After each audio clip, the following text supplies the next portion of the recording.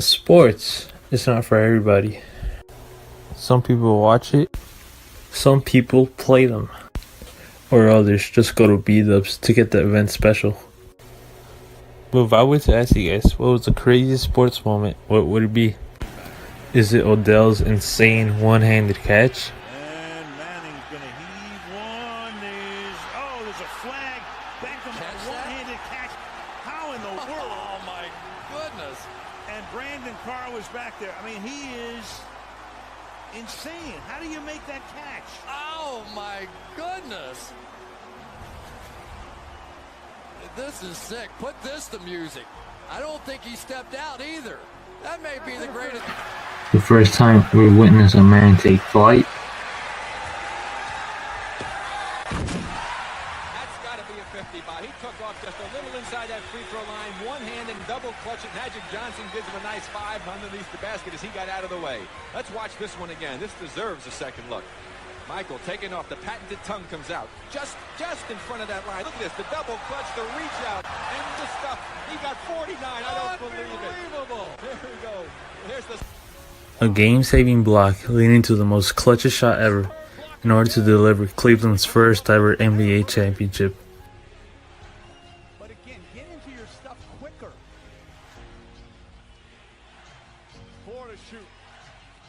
James inside, little jump hook. Irving and Curry, one-on-one. Irving puts it up. It's good! Kyrie Irving from downtown! And the Cavaliers by 3. The time Adrian knocked down his first bull at a rodeo, or even the second time. But no one would have guessed the time Jesse Owens won 4 gold medals at the 1936 Berlin Olympics.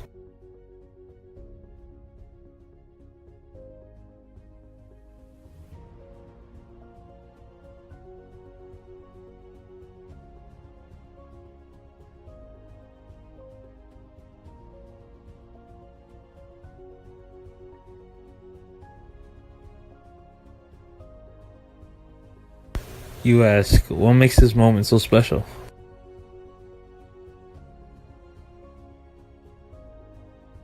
Well, has there ever been a time when you're in a classroom and you just feel out of place and people are just like staring at you?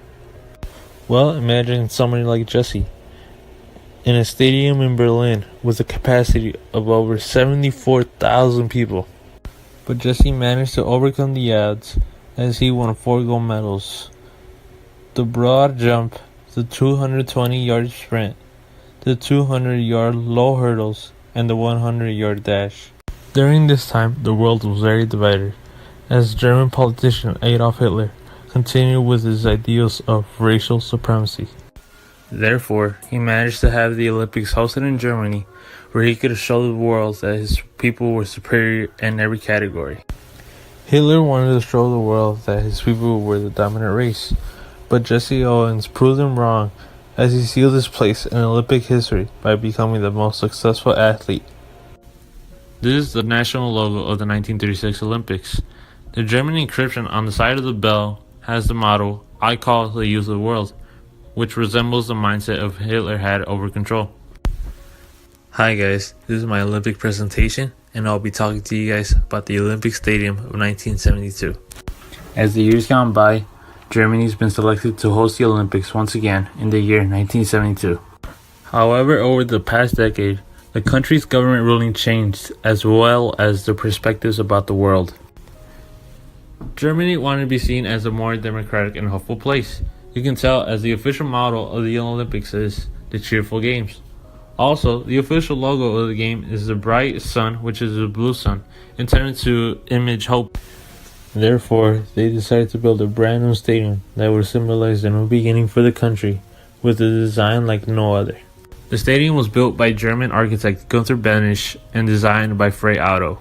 Frey Paul Otto was a German architect and structural engineer. He was born on May 31st, 1925. Otto studied architecture in Berlin before being drafted in World War II. Throughout his time in the war, he learned to work with very minimal materials to build shelter. After the war, he specialized in lightweight tensile membrane structures, which are the type of construction elements of carrying tension and no compression or bending. Once Otto presented his plans for the stadium, many questioned it. An assistant architect named Luke Federer stated that the design was intended to present a new face for the post-war Germany. However, throughout the whole planning, the people were mostly intrigued with the ideals from the artist about the roof. He raised a lightweight structure where tension was reversed by a system that supports the cables, allowing both economy in a new way. They used mathematical calculations based on computational procedures to determine the shape and the behavior of the surface. What did you say? So basically, they used the calculations of a computer to figure out what sections of the roof needs to be chained up for that the ceiling could become evenly stable. During that time, lightweight tent construction was considered revolutionary. They used steel cables to steady the large pieces of acrylic glass. Referring back to his time in the war, he wanted to use the surroundings by making a tent-like ceiling. The light transparent roof that is yet open but can still afford protection covers the landscape of the Olympic Park all the way to the Olympic Swimming Hall.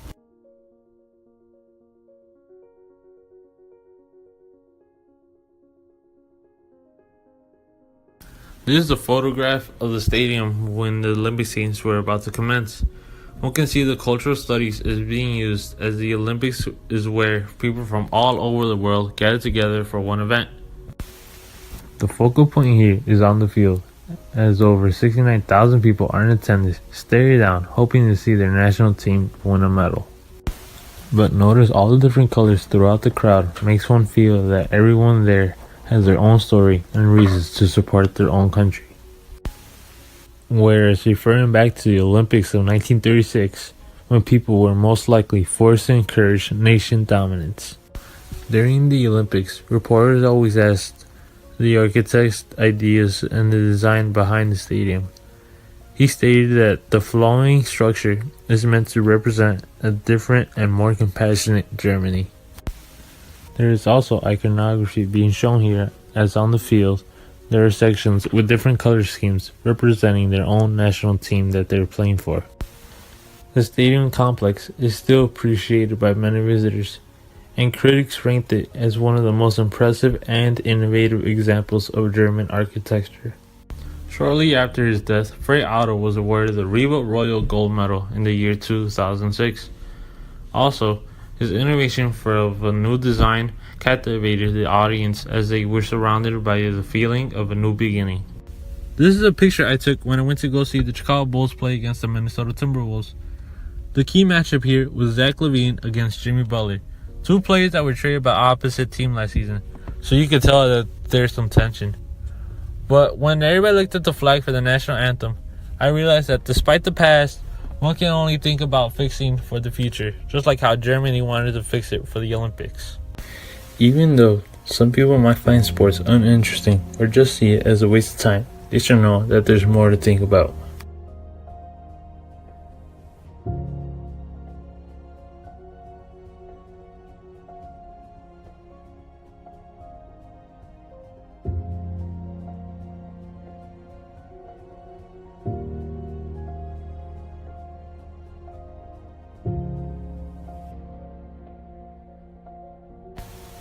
It gives people a way of standing out, from having discipline to a hard-working mindset on the field and in life.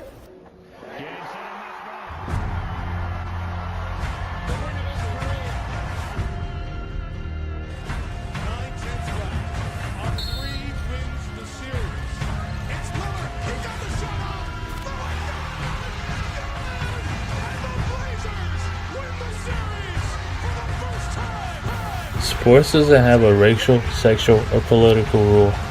As long as one is ready for what they signed up for, the rewards are endless. Jackson bobbles it and now has to try and recover. Deshaun Jackson gets a block. Are you kidding? Deshaun Jackson still not in and now in for the touchdown, no flags. Unbelievable. 2 championship points. Thank you guys for watching the video. Now my question is, was there ever a sport event that connected with your personal life?